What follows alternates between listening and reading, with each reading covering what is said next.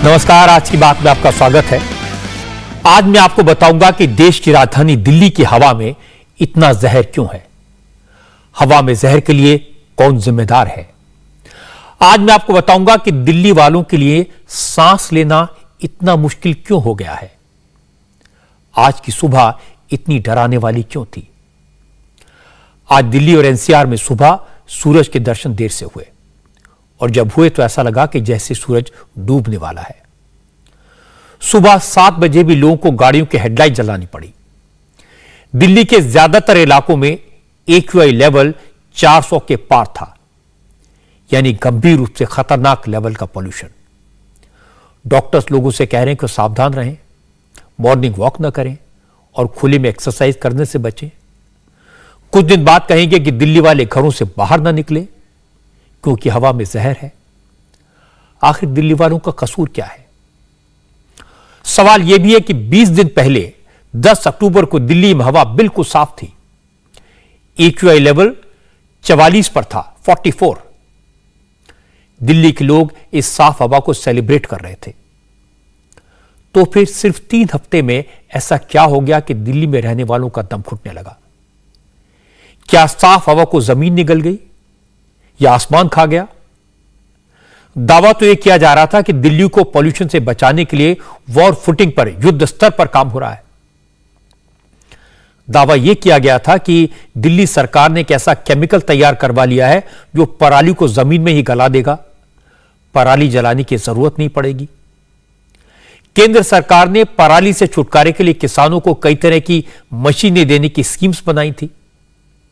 सरकार से उन मशीनों के लिए पैसा दिया गया, मशीनों की खरीद भी हुई, लेकिन वो मशीनें कहां गई। वो मशीनें किसानों तक क्यों नहीं पहुंची। किसान पराली जलाने को क्यों मजबूर हैं। पंजाब में जो पराली जल रही है उस पर काबू क्यों नहीं पाया जा सका। आज पंजाब के कई इलाकों में हमारे संवाददाताओं ने इसकी तहकीकात की, जमीनी हकीकत का पता लगाया। मैं आपको इसकी पूरी डिटेल बताऊंगा। और दुख की बात है कि हालात में जल्दी सुधार होने का कोई चांस नहीं दिखता। चिंता की बात यह, अगर यही हाल रहा तो दिल्ली के लोगों को हवा में घुले इस जहर से छुटकारा कभी नहीं मिलेगा। तो पहले तो आपको बताता हूं पराली के बारे में कुछ फिगर्स हैं, आपको समझने में शायद परेशानी हो सकती है। दिल्ली और पंजाब की सरकारों के तमाम दावों के बाद भी पंजाब इस बार पराली जलाने की घटनाएं बढ़ी हैं। इस साल दिल्ली में अक्टूबर के महीने में पिछले साल के मुकाबले पॉल्यूशन भी बढ़ा है। पिछले साल की तुलना में पंजाब में लगभग 34% ज्यादा पराली जलाई गई, 34%। 15 सितंबर से लेकर 28 अक्टूबर के बीच के फिगर्स मेरे पास में हैं। इस दौरान पंजाब में पराली जलाने की 10,214 घटनाएं दर्ज की गई, जबकि पिछले साल इसी दौरान पंजाब में पराली जलाने के 7,648 मामले रिकॉर्ड किए गए थे। वहीं पंजाब के पड़ोसी राज्य हरियाणा में पराली जलाने की घटनाएं कम हो गई हैं। 15 सितंबर से 28 अक्टूबर के बीच हरियाणा में पराली जलाने की 1,702 घटनाएं रिकॉर्ड हुई, करीब 1,700, जबकि पिछले साल इनकी तादाद 2,252 थी। यानी हरियाणा में तो 25% कम पराली जलाई गई, पंजाब में 34% ज्यादा। केंद्र सरकार की तरफ से पंजाब सरकार को फरवरी 2022 में चेतावनी दी गई थी। धान की बुआई के सीजन से पहले कहा गया था कि पराली जलाने की घटनाओं को रोकने के लिए पूरी ताकत लगाई जाए, प्लानिंग की जाए। इसके लिए केंद्र सरकार ने CRM स्कीम बनाई। CRM स्कीम के तहत स्टेट गवर्नमेंट को फंड दिए गए। केंद्र सरकार ने पराली मैनेजमेंट के लिए मशीनें खरीदने के लिए सिर्फ पंजाब सरकार को 1,347 करोड़ रुपए दिए। पिछले 5 साल में पंजाब सरकार ने इस पैसे से मशीनें खरीदी। पंजाब में इस वक्त 1,20,000 ऐसी मशीनें अवेलेबल हैं जो पराली को मैनेज कर सकती हैं, लेकिन ये मशीनें किसानों तक नहीं पहुंची। जब दिल्ली में धुएं के बादल नजर आने लगे, सुबह सुबह स्मॉग की मोटी चादर दिखने लगी, तब केंद्र सरकार ने एक बार फिर चेतावनी दी। फिर से पराली जलाने का डेटा पंजाब की सरकार को भेजा। बताया कि अक्टूबर के आखिरी हफ्ते में पराली जलाने की घटनाएं लगभग 69%, 69% बढ़ गई हैं। पंजाब सरकार से पूछा गया कि केंद्र सरकार की जो पैसा भेजा गया था उसका क्या हुआ। तब पंजाब की सरकार को पराली मैनेजमेंट के लिए जो मशीनें खरीदी गई थी उनकी याद आई। आनंद फानंद में मशीनें बांटनी शुरू की गई। मशीनें खेतों तक पहुंची या नहीं पहुंची, इसकी जानकारी लेने के लिए हमारे संवाददाता पुनीत परिंजा खेतों में गए, किसानों के पास गए, तो एक अलग तरह की कहानी सामने आई। पता लगा कि मोहाली जिले में 25 कोऑपरेटिव सोसाइटीज को मशीनें दी जानी है।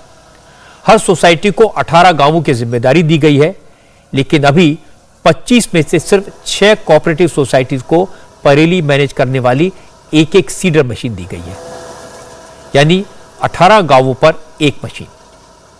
किसानों ने इस मशीन का इस्तेमाल शुरू भी किया है, लेकिन जो मशीन दी गई है उसकी क्वालिटी इतनी खराब है कि किसानों ने माथा पीट लिया।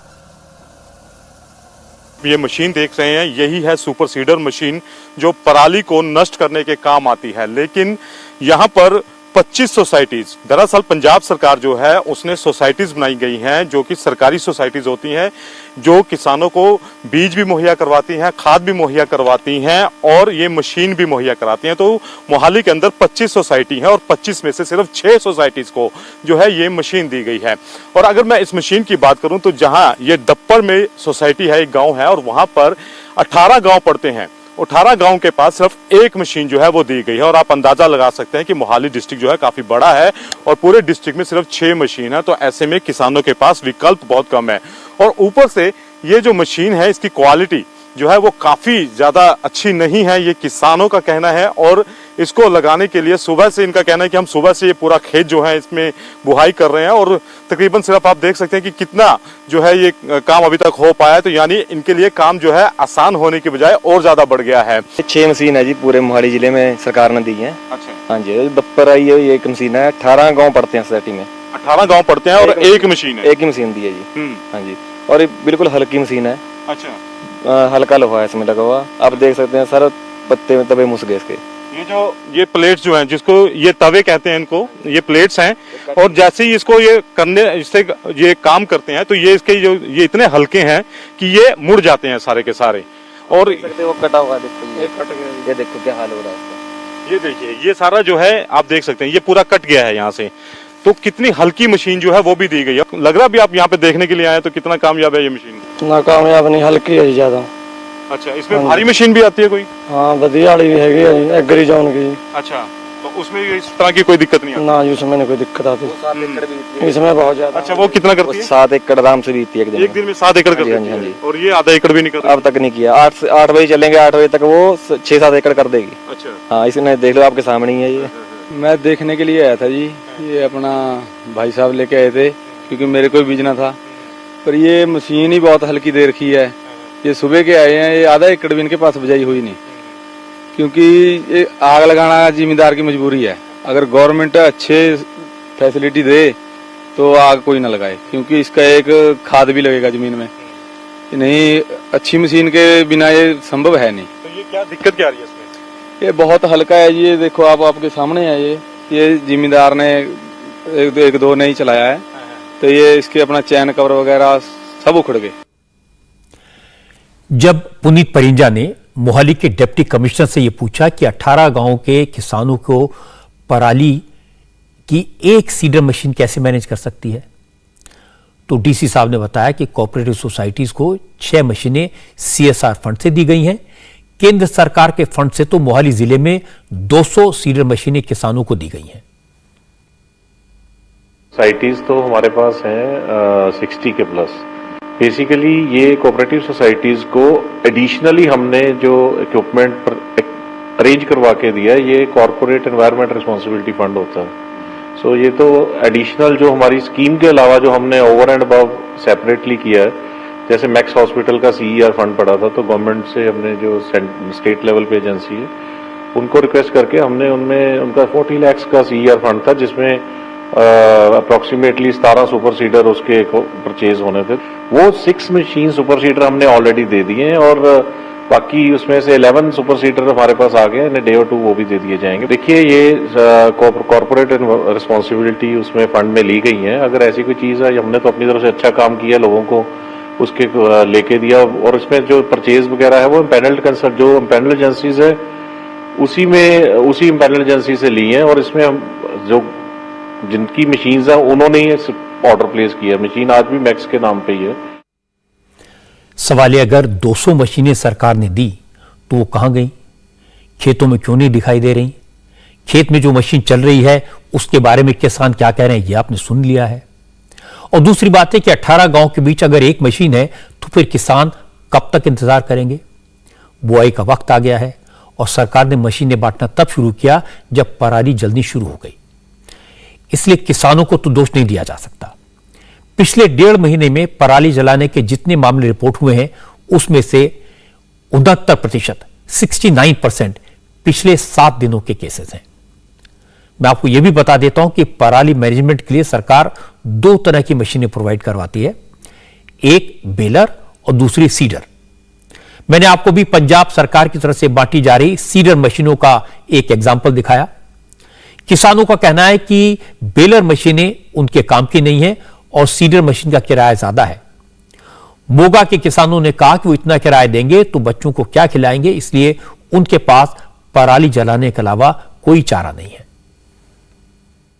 ये छोटे किसानों के बस की बात नहीं है जी, क्योंकि छोटे किसान है ना, उन्होंने खर्चा नहीं पूरा आ रहा जी, क्योंकि 2500 रुपया तो गाठ बनने वाला ले रहा जी, तो सुपर सीडर का भी किराया 3000 सोसाइटी वाला रह रहा है, तो 2 या 4 एकड़ वाले को क्या बचेगा उसमें?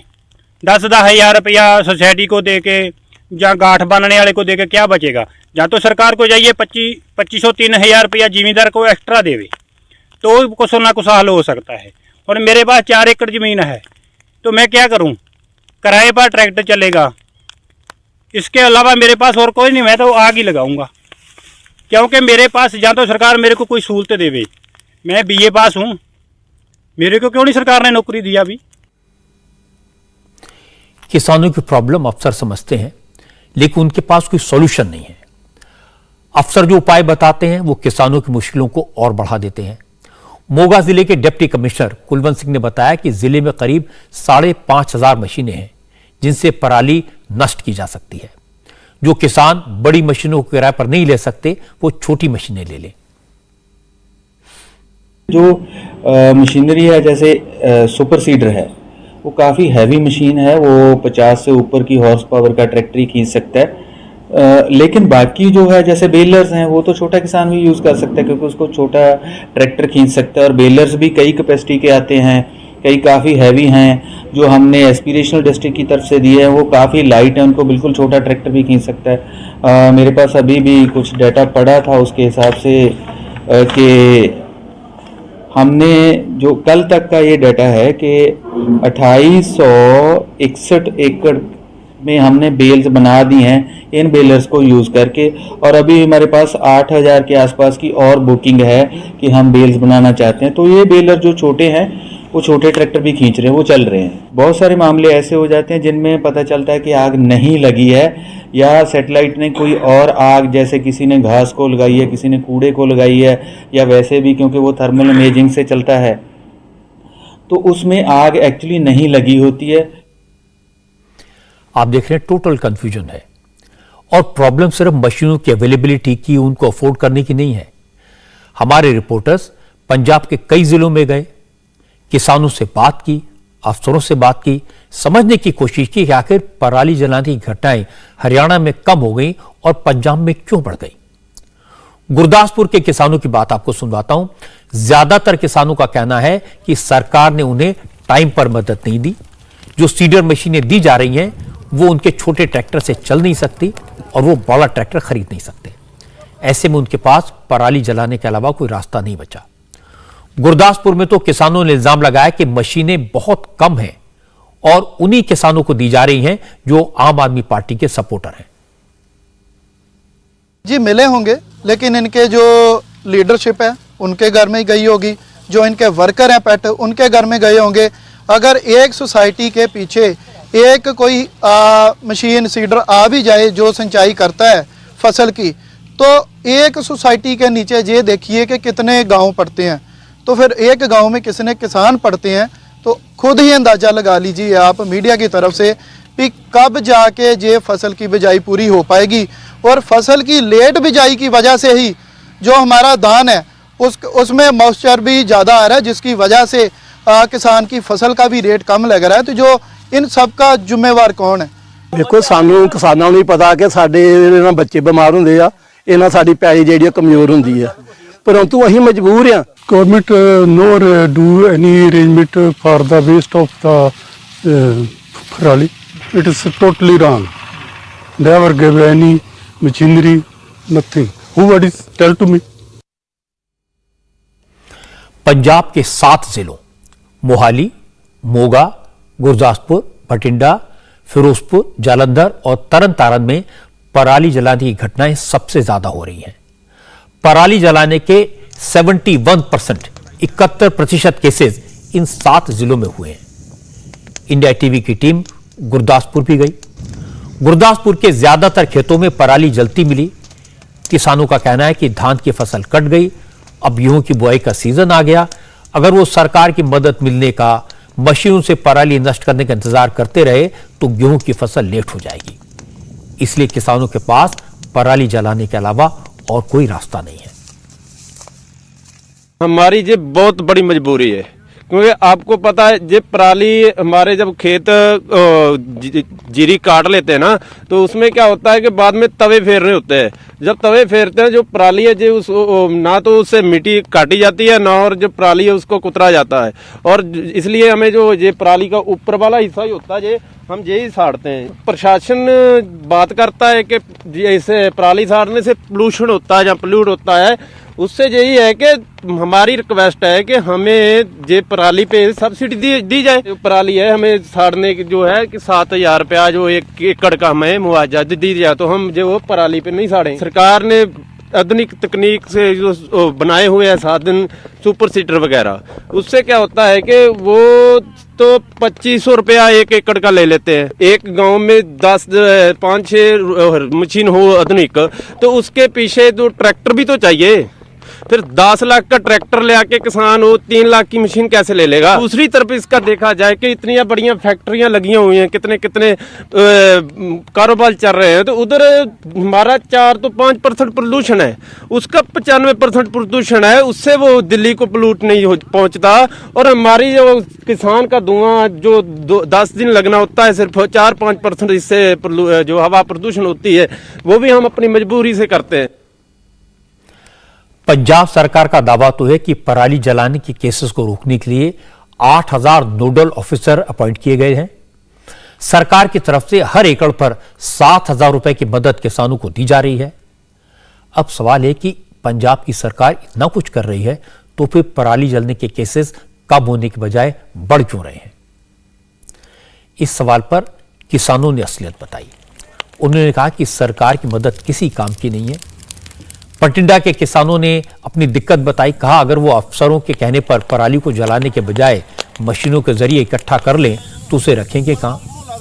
सरकार किसान के खेत से पराली ले जाए तो कोई दिक्कत नहीं है। पंजाब के जिन जिलों में पराली जलाने की घटनाओं में इजाफा दर्ज हुआ है उनमें फिरोजपुर भी है, लेकिन फिरोजपुर के डिप्टी कमिश्नर दावा कर रहे हैं कि पराली जलाने की घटना 15 से 20% कम हो गई है। किसान मशीनों के इस्तेमाल से पराली का सही मैनेजमेंट कर रहे हैं। उस हिसाब से एक तो नंबर ऑफ केसेस हमारे मैं उम्मीद करती हूँ पिछले सालों से बहुत कम होंगे, जो हमारी असेसमेंट है, और जो होंगे भी उसमें से काफ़ियों में बेलिंग ऑलरेडी हुई होगी। जो छोटी मोटी रेजिड्यू होती है उसी की बर्निंग के केसेस ज़्यादा सामने आ रहे हैं। पिछले साल ऑलमोस्ट 6,500 फायर इंसिडेंट्स रिपोर्ट हुए थे। जो हमारी अभी तक की असेसमेंट है, जो डेली हमारे पास केसेस आ रहे हैं, हमने जो असेसमेंट किया है कि पीक कब होगी और कब डिक्लाइन करेंगे, उसके हिसाब से हमें लगता है कि कम से कम 25 से 30% इसमें रिडक्शन होगी ही होगी। फिरोजपुर डिस्ट्रिक्ट में प्रोविजन है अराउंड 4,500 मशीनों किसानों का। और जैसे कि सबको पता है कि सरकार ने जो पंचायतें हैं और जो कोऑपरेटिव सोसाइटीज़ हैं उनको 80% सब्सिडी के हिसाब से ये मशीनें प्रोवाइड की जा रही हैं, और जो इंडिविजुअल फार्मर्स हैं उनको 50% सब्सिडी के हिसाब से मंगाई जा रही हैं। बट करीबन 1500 लोगों ने इस स्कीम का फ़ायदा उठाया है। चूंकि अफसर सरकारी रवैया बदलने को तैयार नहीं है, और हमने जब जमीन पर तहकीकात की तो पता चला कई इलाकों में किसानों के साथ जोर जबरदस्ती की गई है, किसानों के खिलाफ केस दर्ज किए गए हैं। इसके कारण टेंशन भी है, झगड़े हो रहे हैं। बरनाला में किसानों ने पराली जलाने से रोकने पर अफसरों को बंधक बना लिया। असल में बरनाला के एग्रीकल्चर ऑफिसर जब एक गांव से गुजर रहे थे, उन्होंने एक खेत में पराली जलते देखी। उन्होंने फायर ब्रिगेड को फोन कर दिया। आग बुझाने के लिए जैसे ही फायर ब्रिगेड की टीम आई, किसान के नेता वहां पहुंच गए। उन्होंने फायर ब्रिगेड की गाड़ी पर कब्जा कर लिया, एग्रीकल्चर ऑफिसर को बंधक बना लिया और फायर ब्रिगेड की गाड़ी को ले जाकर गांव के गुरुद्वारे के पास खड़ा कर दिया। घटना की खबर सुनकर आसपास के गांव के और किसान वहां आ गए। किसानों ने सरकार के खिलाफ नारेबाजी की, डिमांड की जो किसान पराली जला रहा था उस पर कोई एक्शन न लिया जाए और इसका कमिटमेंट दिया जाए, तभी अफसर को छोड़ा जाएगा। जब सरकारी अफसर से किसानों को कोई एक्शन न लेने का प्रॉमिस मिल गया, तब जाकर किसानों ने फायर ब्रिगेड की गाड़ी को छोड़ा और अधिकारी को भी रिहा किया।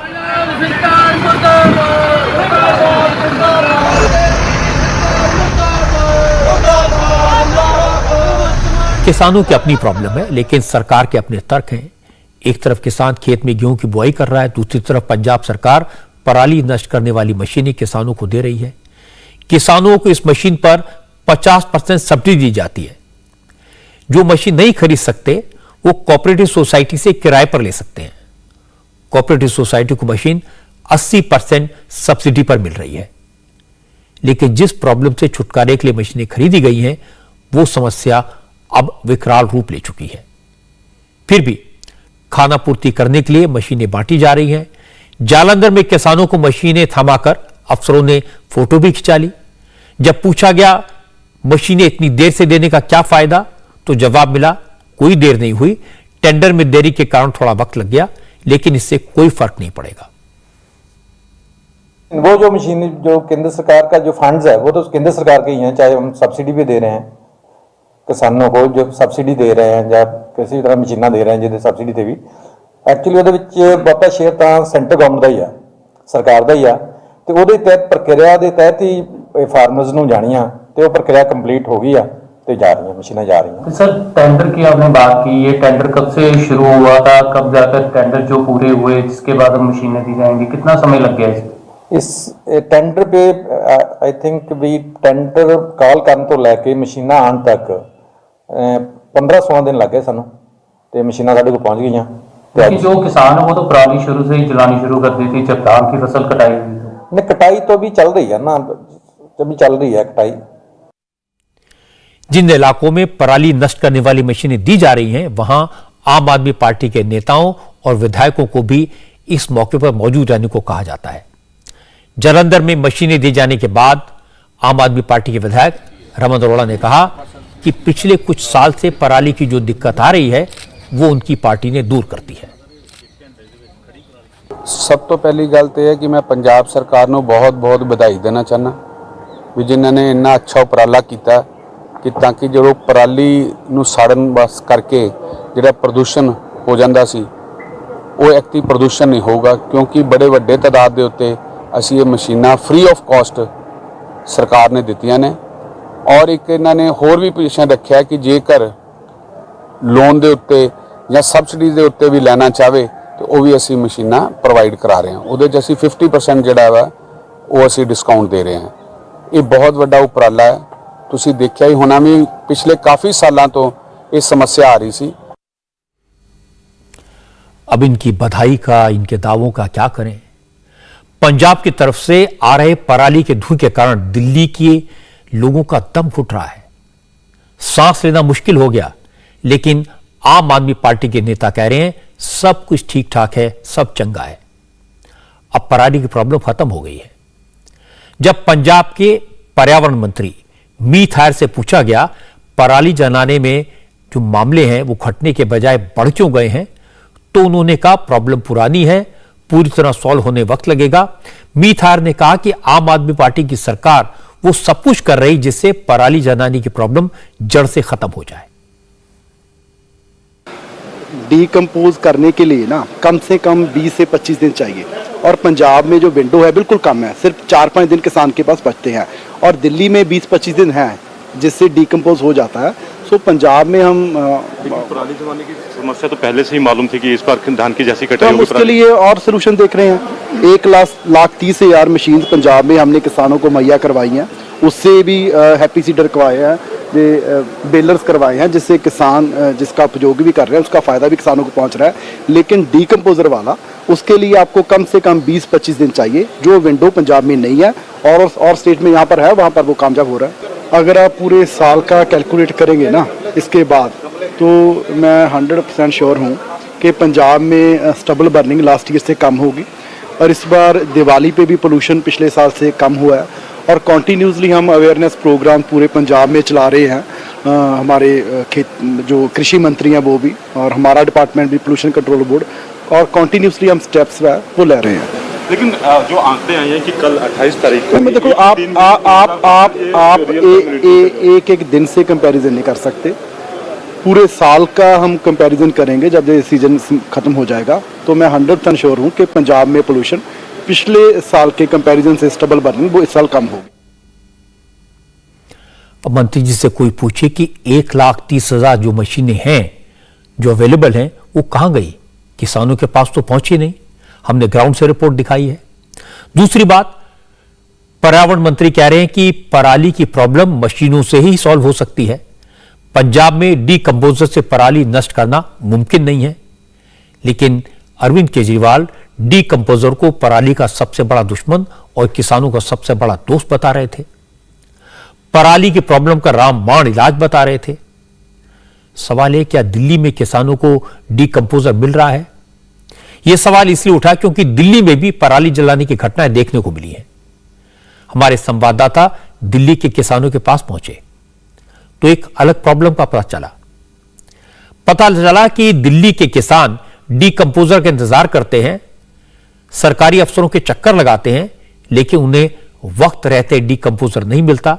किसानों ने बताया कि पिछले साल अधिकारी आए थे, 1 एकड़ में केमिकल डाला और कागजों पर दिखा दिया कि 10 एकड़ पर केमिकल डाल दिया। कुछ किसानों ने कहा कि एक खेत की फसल कटने के बाद जब वो दोबारा अफसरों के पास गए तो अफसरों ने कह दिया दवा डालने का टाइम खत्म हो गया। उनको तो एक आधार कार्ड मिल जाओ, सुविधा की वो नहीं सोचते। अब हम उनका इंतजार कर रहे हैं। पहले हमारे फार्म जमा हुए, एक भाई ये फार्म है, ये दवाई मिलेगी, डीकंपोजर आपको दिया जाएगा, लेकिन अब तक वो लोग आ नहीं पाए। हम उनका इंतजार कर रहे हैं, बार बार उनके पास जा रहे हैं, फिर भी नहीं आ रहे वो लोग। एक बार आएंगे, कैसे आएंगे? 1 मिनट के लिए आएंगे, एक आधार कार्ड ले जाएंगे, और उसके बाद में जैसे मेरा 1 किला उसमें कर दिया, दूसरी बार मेरा जब कटेगा तब तो कराऊंगा ना मैं, तब उसके पास जाता हूँ तो वो कहते हैं आपका हो तो गया। अरे हो कहाँ गया? एक आधार कार्ड लेकर आप चंपत हो जाते हो, उसके बाद में जो 10 एकड़ उस के ऊपर कौन करेगा? नहीं, हमारा टाइम हो चुका है भैया, अब नहीं होगा। यहाँ पे कोई फायदा नहीं।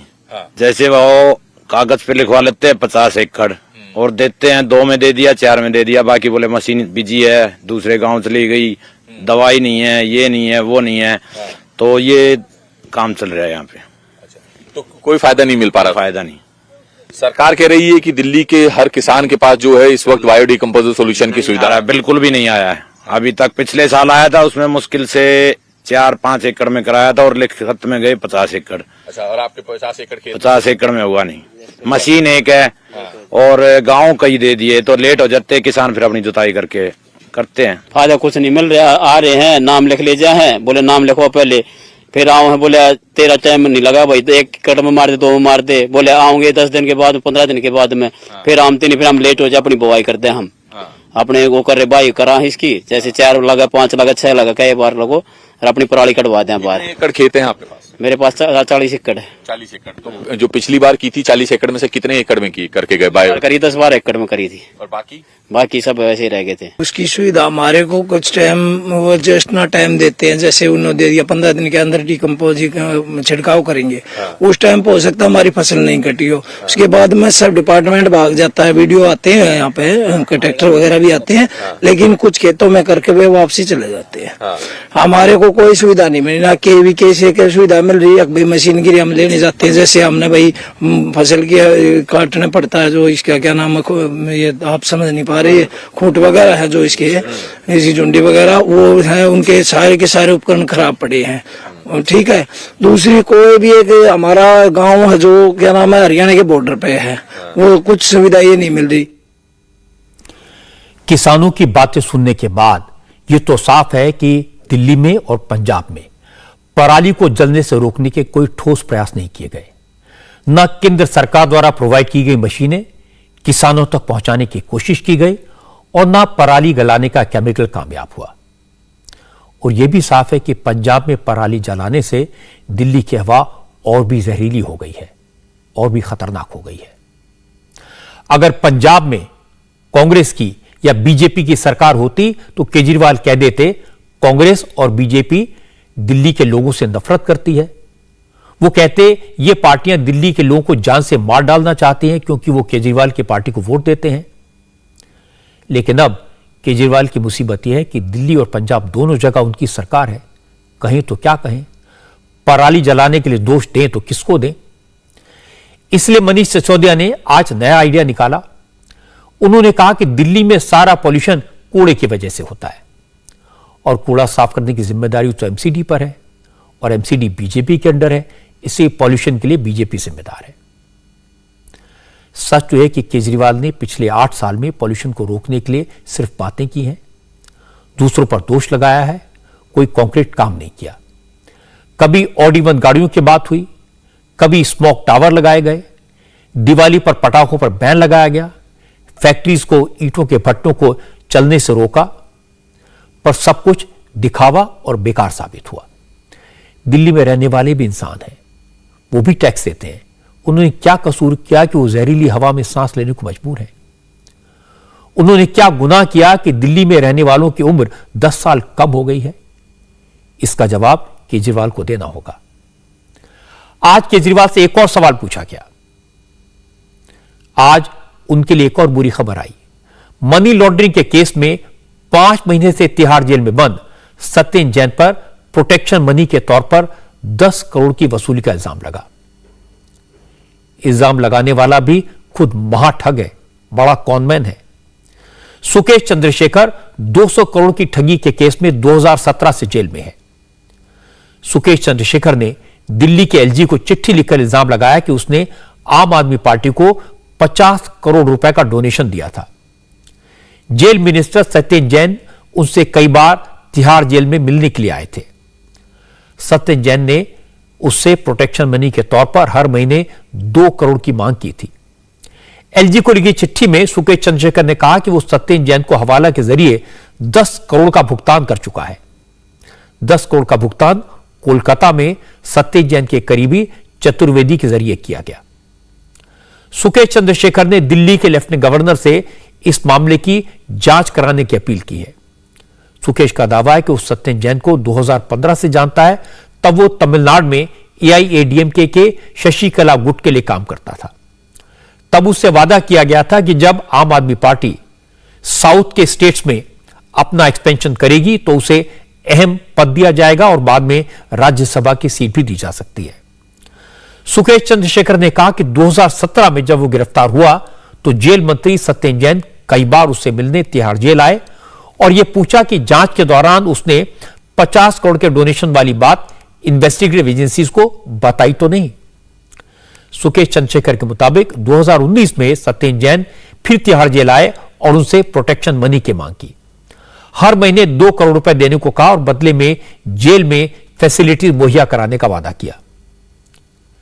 अपने लेटर में सुकेश ने लिखा कि सत्येंद्र जैन ने उससे कहा था कि वो डीजी जेल संदीप गोयल को भी 1.5 करोड़ रुपए पहुंचा दे। सुकेश ने लिखा कि उसने डीजी जेल के लिए भी 12.5 करोड़ रुपए दिए हैं। जैसे ही सुकेश चंद्रशेखर की चिट्ठी सामने आई तो केजरीवाल पर हमले शुरू हो गए। बीजेपी ने इसे बड़ा इशू बनाया। संबित पात्रा ने कहा कि यह तो गजब हो गया, मां टक के साथ भी ठगी हो गई। केजरीवाल के नगीने जेल में भी कमाल कर रहे हैं। 7/10/2022 को लिखा है और उसने यह चिट्ठी अपने हैंडराइटिंग में लिखा है। उस चिट्ठी में सुकेश चंद्रशेखर कहता है कि जब मैं तिहाड़ में बंद था और सत्येंद्र जैन जेल मंत्री थे तो कई बार उनका मेरे पास आना हुआ। सेक्रेटरी का भी नाम इसमें बकायदा दिया हुआ है। उनके सेक्रेटरी ने सुकेश चंद्रशेखर से कहा कि हमें प्रोटेक्शन मनी चाहिए और लगभग 10 करोड़ रुपए आम आदमी पार्टी के सत्येंद्र जैन जी को देते हैं। ये तो घोटालों का घोटाला है। ठग के घर में ठगी हुई है और ठगी करने वाला महाठग है। ये अरविंद केजरीवाल जी कह रहे थे कि ये सत्येंद्र जैन इतने अच्छे व्यक्ति हैं, इतने महान व्यक्ति हैं कि इनको भारत रत्न मिलना चाहिए। सुकेश चंद्रशेखर जी से 10 करोड़ लेने वाले व्यक्ति को, एक्सटॉर्शनिस्ट से उगाही करने वाले व्यक्ति को, भ्रष्टाचारी के घर में भ्रष्टाचार करने वाले व्यक्ति को भारत रत्न मिलना चाहिए। यह भारत के प्रत्येक नागरिक के प्रति अरविंद केजरीवाल जी का जिस प्रकार का असम्मान का भाव है अपने महत्वाकांक्षा के कारण, यह इस सेंटेंस से कि सत्येंद्र जैन डिजर्व्स अ भारत रत्न, यह दिखाता है। जेल में बंद जेल मंत्री पर अगर जेल में बंद दूसरा अपराधी 10 करोड़ की वसूली का इल्जाम लगाए तो मामला संगीन तो हो ही जाएगा। केजरीवाल भी जानते हैं इस तरह के आरोप उन्हें राजनीतिक नुकसान पहुंचा सकते हैं। इसलिए जैसे ही सुकेश चंद्रशेखर की चिट्ठी सामने आई तो बिना देर किए अरविंद केजरीवाल ने सफाई दी। कहा यह चिट्ठी इस बात का सबूत है कि बीजेपी गुजरात में चुनाव हार रही है। केजरीवाल ने कहा यह चिट्ठी मोरबी के हादसे से ध्यान भटकाने की कोशिश है। पंजाब चुनाव के पहले ये लोग कुमार विश्वास को लेके आए थे। भारतीय जनता पार्टी ने जब देखा था कि पंजाब चुनाव वो हार रहे हैं तो कुमार विश्वास के कंधे पे बंदूक रख के चलाई। अब गुजरात के अंदर भारतीय जनता पार्टी की इतनी बुरी हालत हो चुकी है कि उनको सुकेश चंद्रशेखर के कंधों के सहारे की जरूरत पड़ रही है। प्रधानमंत्री श्री नरेंद्र मोदी जी को, मतलब वो तो कहते हैं कि बहुत पॉपुलर हैं, तो अगर बहुत पॉपुलर है तो उन्हें तिहाड़ में लॉज्ड एक कॉनमैन, आप ही कह रहे हैं कॉनमैन है, तो वो जो कह रहा है उससे कुछ लिखवा के और मतलब उसके ऊपर उसके सहारे इनको अपना गुजरात चुनाव लड़ने की जरूरत पड़ रही है। नंबर 1। नंबर 2, परसों मोरबी हादसा होता है। कल 24 घंटे सारे टीवी चैनल्स मोरबी का मुद्दा उठाते हैं और आज अचानक टीवी चैनल से मोरबी गायब हो गया और सुकेश चंद्रशेखर के आरोप जो हैं वो आ जाते हैं। तो लगता नहीं कि मोरबी से ध्यान भटकाने के लिए ये एक कंप्लीटली फिक्टिशियस, कंप्लीटली फर्जी स्टोरी एक प्लांट की गई है। इससे ज्यादा ब्लेटेंट और क्या हो सकता है कि मोरबी के मुद्दे को दबा के उसको डाइवर्ट करने के लिए, और सक्सेसफुली डाइवर्ट कर दिया उन्होंने। अब केजरीवाल कह रहे हैं कि ये चिट्ठी मोरबी से ध्यान भटकाने के लिए की गई है। मोरबी का हादसा परसों हुआ था और ये चिट्ठी 7 अक्टूबर को लिख दी गई थी, एलजी को भेज दी गई थी। दूसरी बात, आजकल जो भी प्रॉब्लम होती है तो केजरीवाल कहते हैं कि बीजेपी गुजरात में हार रही है इसलिए यह सब हो रहा है। लेकिन मुश्किल यह है कि सत्येंद्र जैन के खिलाफ कोई एक इल्जाम तो नहीं है, कई सारे खुलासे हुए हैं। एक खुलासा यह है कि सत्येंद्र जैन को जेल में हेड मसाज, फुट मसाज जैसी फैसिलिटीज मिल रही हैं। नियमों के खिलाफ उनकी वाइफ उनसे जेल में मिलने जाती हैं। सत्येंद्र जैन को जेल में घर का खाना मिलता है। सत्येंद्र जैन जेल में अपने साथियों के साथ मीटिंग करते हैं और सबसे बड़ी बात है कि उनके जो को-एक्यूज्ड हैं, उनके खिलाफ जो विटनेस देने वाले लोग हैं, उनसे उनकी मुलाकात होती है। ये सारे खुलासे ईडी ने किए हैं। ईडी ने दिल्ली के एक स्पेशल कोर्ट में बाकायदा एफिडेविट दायर करके कहा कि सत्येंद्र जैन को तिहाड़ जेल के अंदर वीआईपी ट्रीटमेंट दिया जा रहा है। अपनी बात के सपोर्ट में ईडी ने कोर्ट में सीसीटीवी फुटेज भी जमा कराए हैं। ईडी का दावा है कि सीसीटीवी फुटेज में सत्येंद्र जैन जेल के अंदर मसाज लेते दिख रहे हैं। जेल की सेल में एक अज्ञात शख्स 3 दूसरे लोगों की मौजूदगी में सत्येंद्र जैन के पैर और सिर की मसाज करते दिखाई दे रहा है और यह शख्स चुपके से सत्येंद्र जैन को कुछ दस्तावेज, कुछ डॉक्यूमेंट देते हुए भी दिखाई देता है। ईडी ने अपने एफिडेविट में यह भी कहा कि सत्येंद्र जैन के लिए घर से खाना आता है, उन्हें जेल में फ्रेश फ्रूट और ग्रीन सैलेड मुहैया कराया जाता है और ये सारी बातें जेल मैनुअल के खिलाफ हैं। इसके दौरान आज सत्येंद्र जैन की तरफ से स्पेशल कोर्ट में एक पिटीशन फाइल की गई, जिसमें यह मांग की गई है कि उन पर जेल में मसाज और घर से खाना मंगाने के जो आरोप लगाए जा रहे हैं, उसे लेकर ईडी ने जो सीसीटीवी फुटेज कोर्ट को सौंपी है उसे रिलीज ना किया जाए। लेकिन बीजेपी ने ईडी के एफिडेविट को मुद्दा बना लिया है। प्रवेश वर्मा ने कहा कि जब जेल मंत्री खुद जेल में होगा तो उसके हुक्म को जेल के अफसर कैसे टालेंगे। प्रवेश वर्मा ने इल्जाम लगाया कि केजरीवाल ने जेल को मसाज पार्लर बना दिया। ना जाने सत्येंद्र जैन कौन सा अपराध करे, इसके बाद कौन सा अपराध बच गया है कि कब उसको अरविंद केजरीवाल जी अपने पद से हटाएंगे। अब ऐसा कौन सा अपराध बचा है?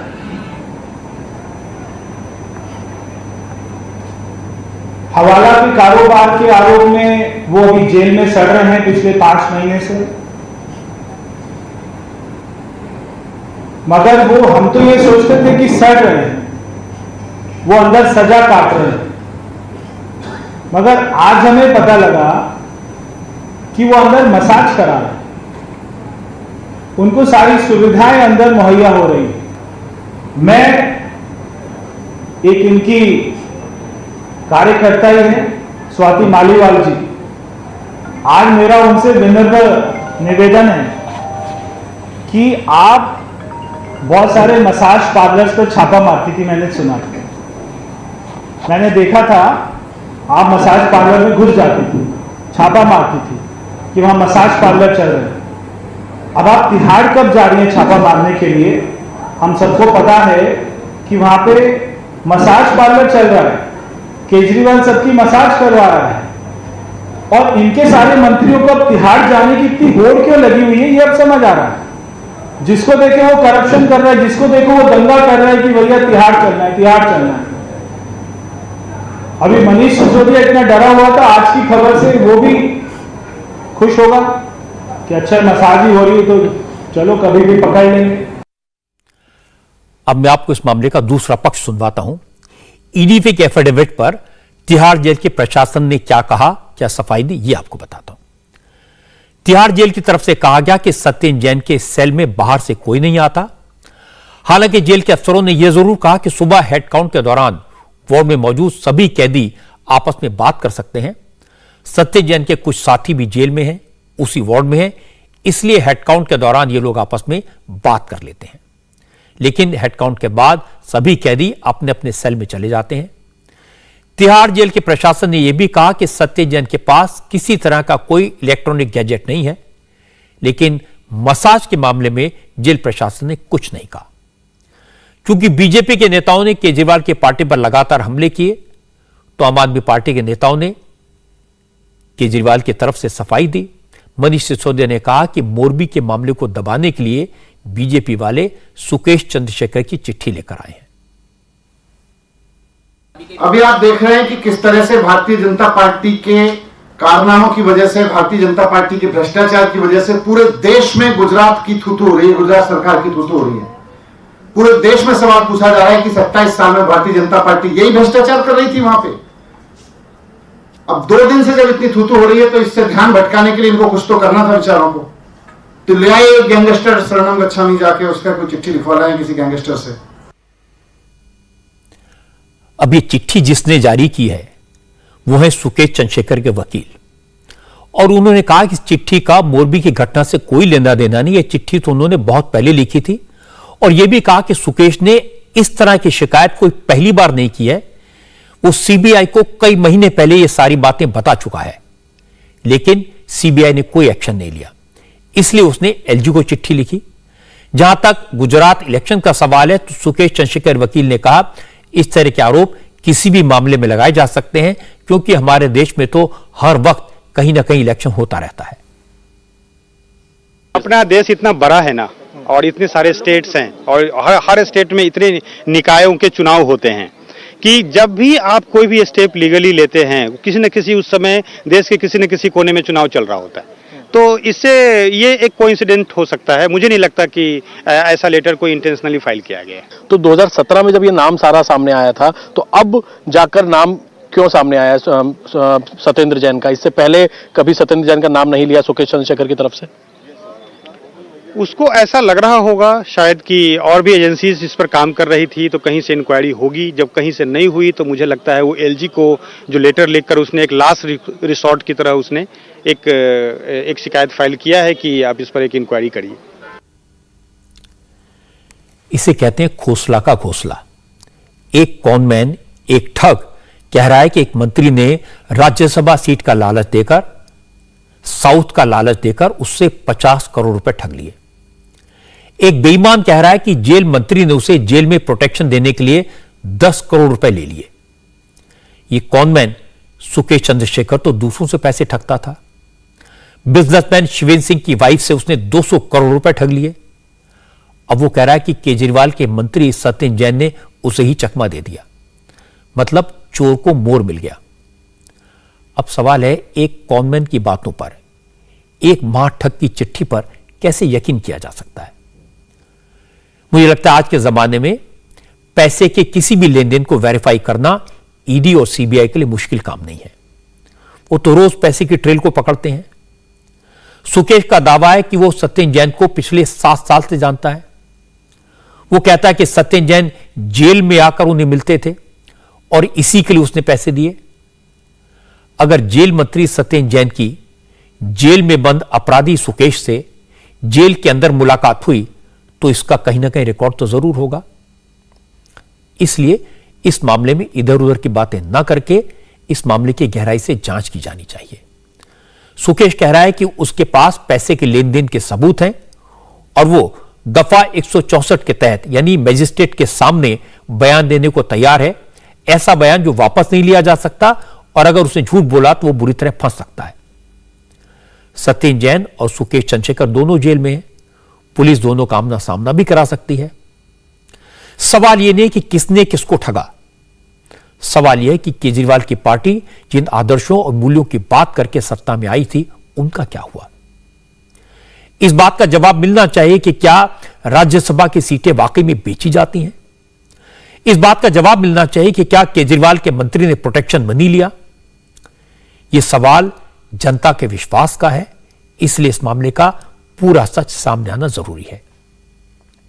लेकिन केजरीवाल तो जांच से पहले ही कह रहे हैं कि सारे इल्जाम मोरबी के हादसे से ध्यान हटाने के लिए लगाए जा रहे हैं। हालांकि मोरबी में जो हादसा हुआ बहुत दुखद है, तकलीफदेह है और उस पर सवाल आज भी पूछे गए। आज तो प्रधानमंत्री नरेंद्र मोदी खुद मोरबी पहुंचे और उन्होंने हादसे की जगह पर जाकर हालात का जायजा लिया। प्रधानमंत्री मोदी आज गुजरात के मोरबी में उस जगह गए जहां पुल टूटने से 135 लोगों की मौत हो गई है। मोदी के साथ गुजरात के मुख्यमंत्री भूपेंद्र पटेल और स्टेट होम मिनिस्टर हर्ष सांघवी भी मौजूद थे। इस दौरान हर्ष सांघवी प्रधानमंत्री को हादसे की डिटेल जानकारी देते नजर आए। मोदी ने हर चीज को बारीकी से देखा, तार कहां लगे थे, कौन सा वायर टूटा, कितने लोग थे, पुल कैसे टूटा। प्रधानमंत्री ने इस बात की भी चर्चा की है कि आखिर क्या किया जाए जिससे इस तरह के हादसे की नौबत ही ना आए। इसके अलावा प्रधानमंत्री मोदी ने रिलीफ एंड रेस्क्यू के काम में लगे लोगों से भी मुलाकात की। मोरबी में पुल टूटने के बाद पुलिस और एसडीआरएफ के अलावा एनडीआरएफ, आर्मी, नेवी के अलावा गरुड़ कमांडोज को भी मौके पर भेजा गया था। इसके अलावा मोरबी नगर पालिका लोग भी रिलीफ एंड रेस्क्यू ऑपरेशन में शामिल हुए। इसके बाद मोदी मोरबी के सिविल हॉस्पिटल पहुंचे। प्रधानमंत्री ने घायलों से बात की, हादसे के बारे में फर्स्ट हैंड इंफॉर्मेशन ली, पूछा क्या हुआ था, कैसे हुआ। और इसके बाद मोदी ने हादसे में मारे गए कुछ लोगों के परिवार वालों से भी मुलाकात की और उन्हें हर मुमकिन सहायता का भरोसा दिया, उन्हें संवेदना जताई। हादसे की जगह का दौरा करने और घायलों का हालचाल जानने के बाद नरेंद्र मोदी ने मोरबी के एसपी ऑफिस में एक हाई लेवल मीटिंग की। इस मीटिंग में मुख्यमंत्री के अलावा मंत्री हर्ष सांघवी, लोकल एमपी और एमएलए के साथ साथ चीफ सेक्रेटरी और डीजीपी भी मौजूद थे। प्रधानमंत्री ने अफसरों से साफ साफ कहा कि हादसे की जांच सही तरीके से होनी चाहिए। जांच में किसी भी तरह के राजनीतिक या प्रशासनिक दबाव को बर्दाश्त नहीं किया जाएगा। यहाँ अधिकारियों के साथ बैठक में यहाँ इस जगह का अवलोकन करने के बाद और बाद में हॉस्पिटल विजिट करने के बाद अधिकारियों के साथ जो उन्होंने बैठक की है उसमें स्पष्ट उन्होंने निर्देश दिए हैं कि जो जांच हो इस मामले की वो एकदम क्लीन होनी चाहिए, एकदम ऑथेंटिक होनी चाहिए और सबसे बड़ी बात, जांच में किसी का भी दखल सहन नहीं किया जाना चाहिए, चाहे पॉलिटिशियन हो चाहे ब्यूरोक्रेट हो, किसी का भी दखल जांच में नहीं होना चाहिए। और साथ ही उन्होंने ये भी निर्देश दिया है कि तथ्यों के आधार पे जांच होनी चाहिए, साइंटिफिक तरीके से तथ्यों को जुटाया जाना चाहिए ताकि किसी भी प्रकार से जांच को कोई अफेक्ट ना कर सके। मोरबी जो हादसा हुआ वो आज भी सोचकर भी दिल दहल जाता है। 135 लोगों की मौत बहुत दुखदाई है। एक व्यक्ति की बात मैं सुन रहा था, उसके 3 बेटे थे। इस हादसे में तीनों बेटों की मौत हो गई। सोचिए उस पिता पर क्या बीत रही होगी। एक परिवार के 12 लोगों की मौत हो गई, 3 बेटियां, उनके हस्बैंड और 5 बच्चे, सब के सब इस हादसे का शिकार हो गए। ऐसे एक ने कितने दर्दनाक किस्से हैं। इसलिए इस हादसे की जिम्मेदारी जल्दी से जल्दी तय करके जो भी दोषी है उसे सख्त सजा मिलनी चाहिए। और यह सही है कि अब तक इस मामले में जो 9 लोग गिरफ्तार हुए हैं वो छोटे कर्मचारी हैं। और चूंकि अब प्रधानमंत्री ने सख्त लहजे में निर्देश दिया है कि जांच निष्पक्ष हो, किसी तरह के प्रेशर के बगैर हो, दोषी कितना भी बड़ा उसे बख्शा ना जाए। अगर वाकई में इस तरह से जांच होती है तो लोगों को राहत मिलेगी। और मुझे लगता है कि नरेंद्र मोदी की इन बातों से, मोरबी के दौरे से वहां के लोगों को न्याय मिलने का भरोसा होगा। आज राजस्थान में वो देखने को मिला जो आज की राजनीति में कम देखने को मिलता है। प्रधानमंत्री नरेंद्र मोदी और राजस्थान के चीफ मिनिस्टर अशोक गहलोत एक साथ एक मंच पर थे। दोनों नेताओं ने एक दूसरे की तारीफ की। राजस्थान के मानगढ़ में आज गौरव गाथा कार्यक्रम था। इस मौके पर मोदी के अलावा अशोक गहलोत, मध्य प्रदेश के मुख्यमंत्री शिवराज सिंह चौहान और गुजरात के मुख्यमंत्री भूपेंद्र पटेल भी मौजूद थे। मानगढ़ धाम राजस्थान के बांसवाड़ा जिले में एक पहाड़ी पर बना हुआ है। यही वो स्थान है जहां गोविंद गुरु नामक आदिवासी नेता ने ब्रिटिश हुकूमत के खिलाफ स्वतंत्रता का आंदोलन चलाया था। लेकिन 1913 में अंग्रेजों ने यहां 1500 आदिवासियों का सामूहिक नरसंहार कर दिया था। मानगढ़ धाम आज भी उसी शहादत की याद दिलाता है। मैं भारत के प्रधानमंत्री माननीय नरेंद्र मोदी जी से आह्वान करता हूं कि वे हम सबको आशीर्वाद दे, मार्गदर्शन दे।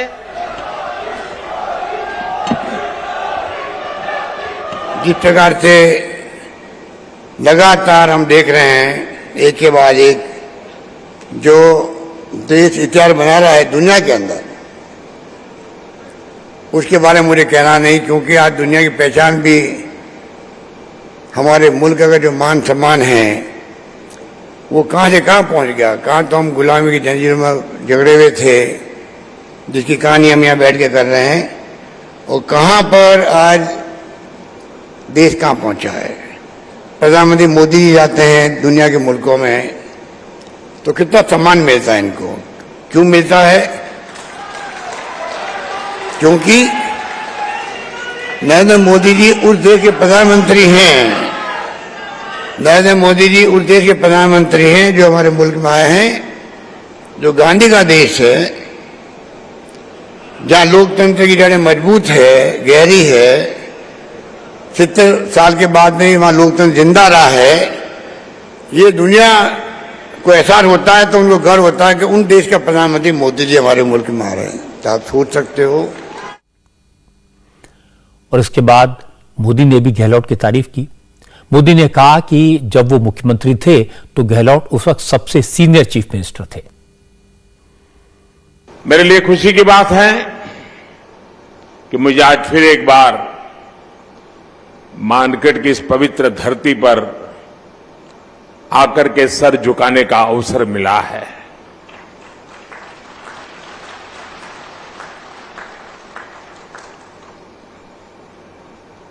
मुख्यमंत्री के नाते अशोक जी और हम साथ साथ काम करते रहे और अशोक जी हमारी जो मुख्यमंत्रियों की जमात थी उसमें सबसे सीनियर थे, सबसे सीनियर मुख्यमंत्रियों में है। और अभी भी हम जो मंच में बैठे हैं उसमें भी अशोक जी सीनियर मुख्यमंत्रियों में से एक है।